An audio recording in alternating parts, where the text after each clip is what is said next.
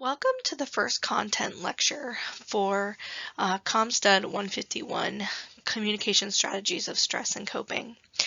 In this first week of content, we are going to be discovering and talking about stress, both kind of the environment of stress for college students, as well as thinking about stress as a concept and how does stress relate to many of the other things that we will be talking about in this course.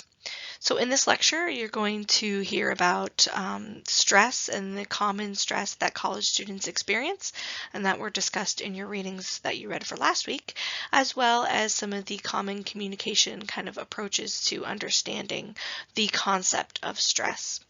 As many of you stated kind of in your introduction posts that you experience stress on a daily basis, and have no fear, this is a really and completely normal experience, especially during the college experience.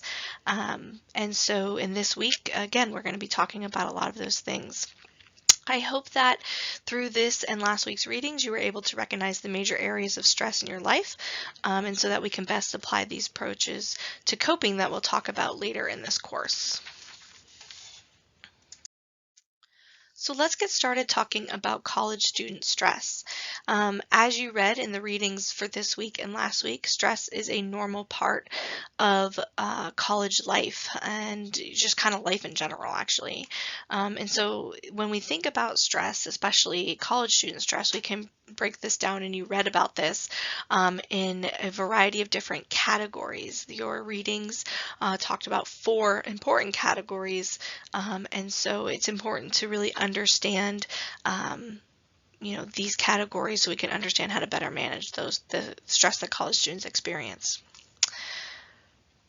And so looking first at the category of intrapersonal stress, we know that this includes stress that results from kind of internal sources, such as maybe changes in eating or sleeping habits. We know those are really common when we come to college. Potentially an increase in things like risk-taking behavior, like increasing our use of drugs and alcohol.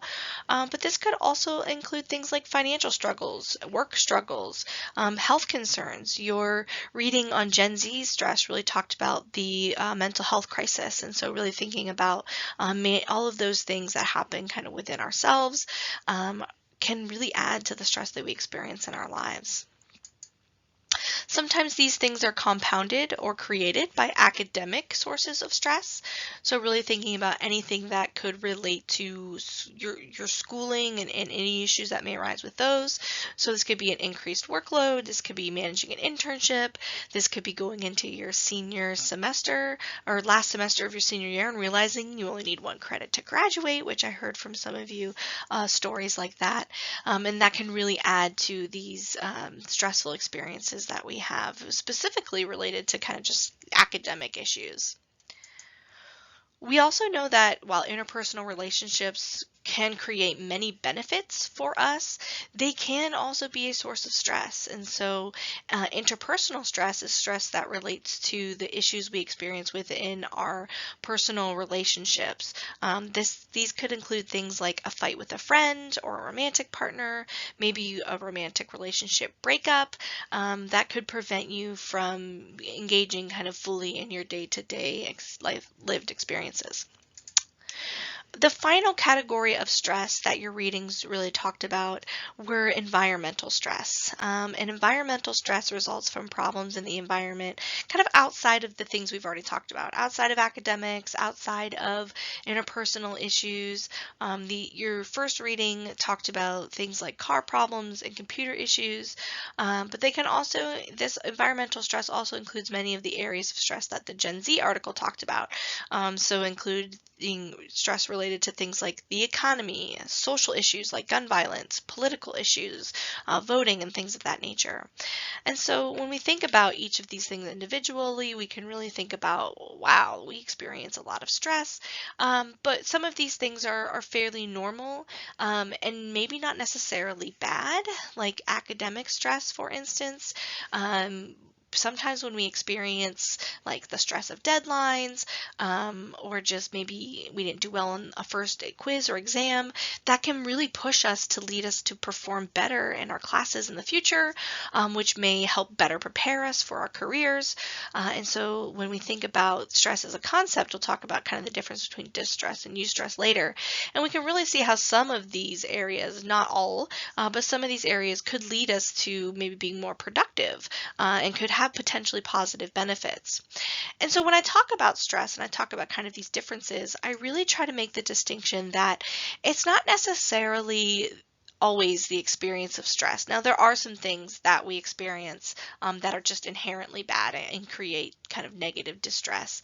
But when thinking about kind of that academic example that I gave, it's not necessarily how, like the exact experience of the stress, but it's how we manage that stressful experience through the coping process that we'll talk about for most of this 7 weeks, that can really influence how we kind of how the impact that the stress could have on our lives, both kind of physiologically, emotionally, psychologically, and through our behaviors.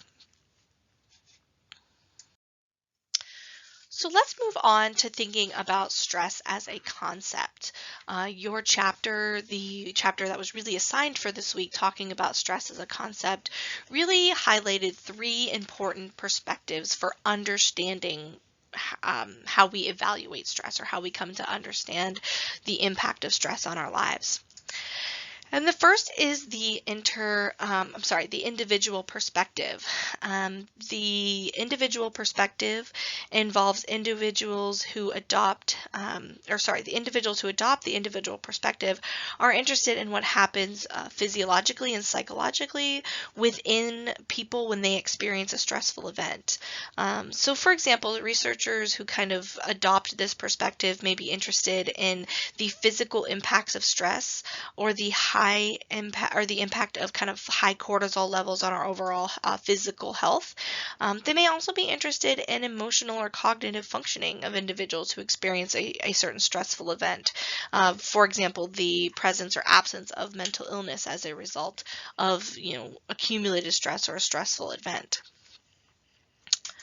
We also have the relational perspective, and the relational perspective recognizes that stress doesn't only happen to one person, but it also affects the relationships that we're in, and in turn, relationships are affected by stressful events, and relationships can kind of impact our overall stress levels.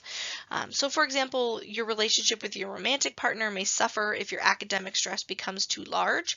Similarly, your partner's demands on your time may contribute to the experience of academic stress. So we can kind of see this two-way street in terms of evaluating the influence of stress from the relational perspective.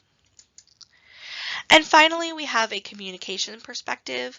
Communication scholars are interested in how the messages we send during stressful events can help us cope with the stress, or perhaps create more stress. So we know that sometimes, especially within our interpersonal relationships, these can be the cause of stress in our lives. And so in this category of interpersonal stress, that kind of relates to what I talked about on the earlier and previous slide.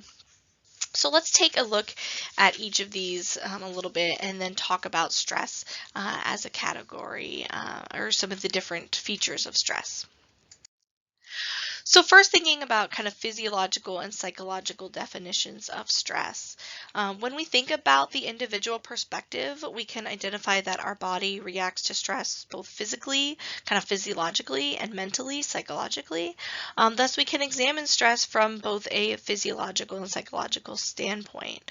As your readings outlined, the body's autonomous nervous system, or I'll refer to it as the ANS from here on out, has a biological process for dealing with stressful events.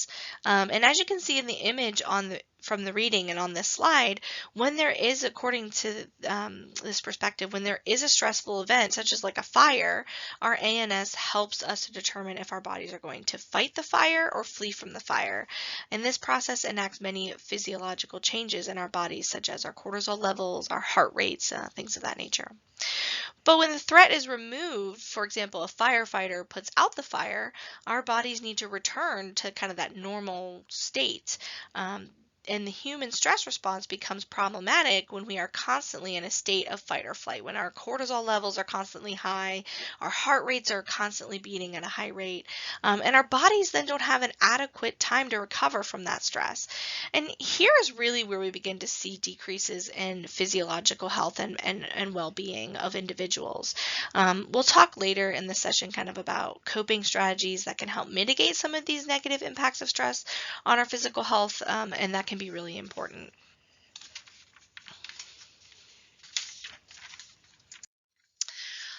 We also can think about kind of the psychological second approach that has been applied in both the individual, the stimulus approach, and the relational approach perspectives. And so really thinking about this psychological definition of stress. From the individual perspective comes really the stimulus approach, where a stressful event impacts the physiological well-being of someone in some way.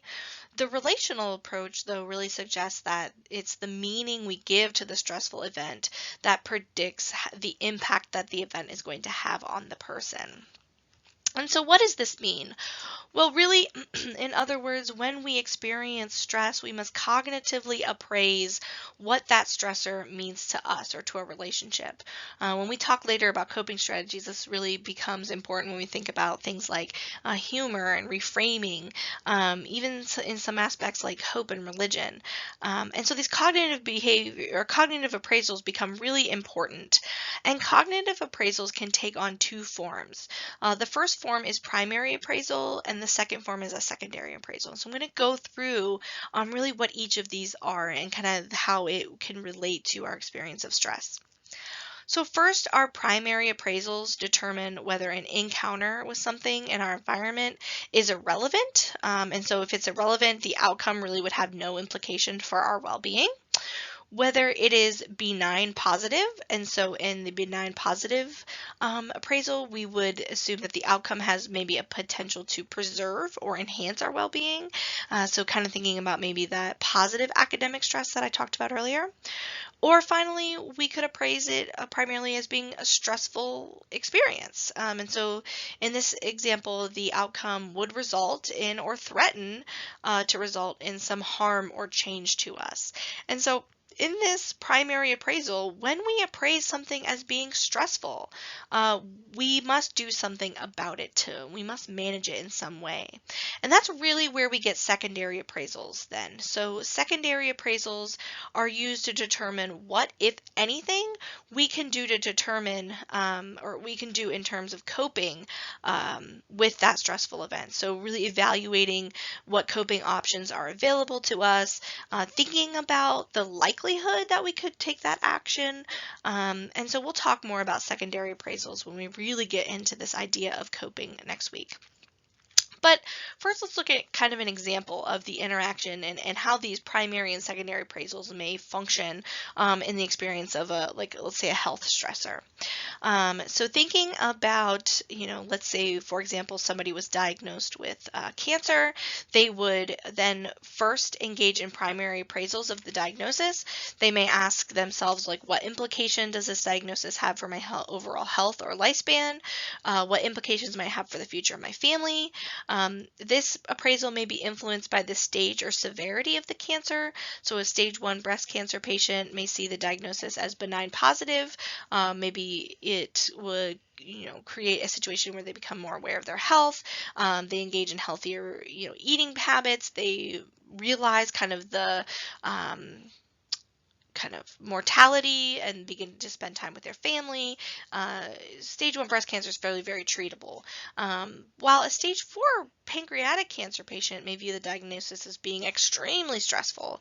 And so how the individual chooses to cope with their primary appraisal through their secondary appraisals will predict the overall degree of stress they experience in response to the diagnosis. So if they perceive the event as being very stressful and they don't perceive in their secondary appraisal that they have the resources to cope with it, then they're going to experience quite a bit of psychological impact, as opposed to if they experience it as being a really stressful event, but they have lots of social support, they go to, have lots of financial resources, they have the best surgical and medical teams, lots of economic resources, then they may not have the same level of stress as somebody who does not perceive that they have those resources, or actually have those resources available to them. So let's take a moment and talk about the different types of stress that your readings explored. So we know that stress differs kind of in the valence or the positive or negative associations with that stress. And so thinking about the difference between kind of eustress and distress is really important. So as you already know, sometimes stress can be a good thing. It can motivate us to excel in certain areas of our life. I gave the example earlier, the anxiety that you may feel about your final exams may motivate you to study hard for those exams. And by studying hard, it may influence your grade positively. This would be an example of eustress. Eustress is also called good stress or healthy tension because it can work to enhance the functioning of our time, enhance our functioning in our time of need.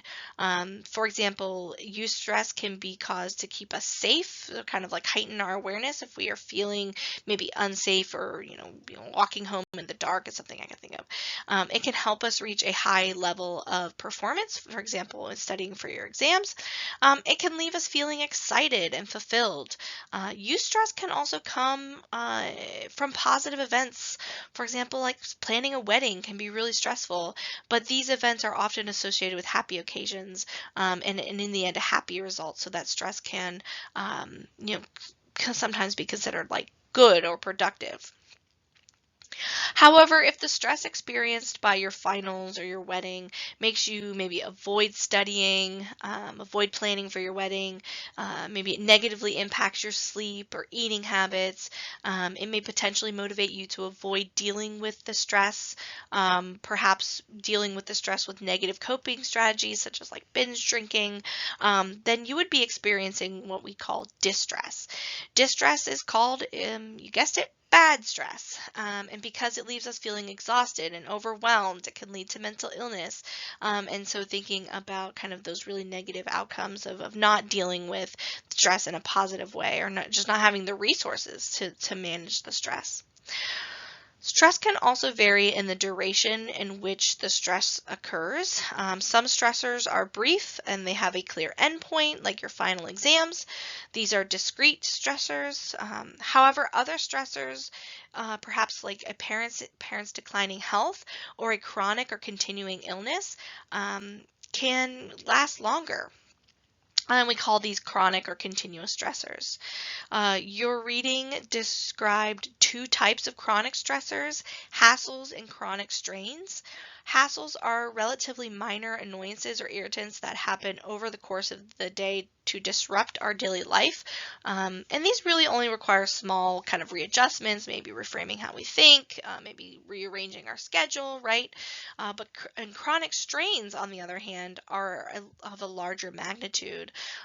Chronic strains often drain our coping resources, leaving us more vulnerable to negative effects of stress. So perhaps thinking more about the declining like a health or a chronic illness, as opposed to maybe like a more of like a your schedule is just too hectic and you kind of have these minor hassles that are minor annoyances that add up and maybe have a fairly easy kind of rearrangement or potential fix to that chronic stressor.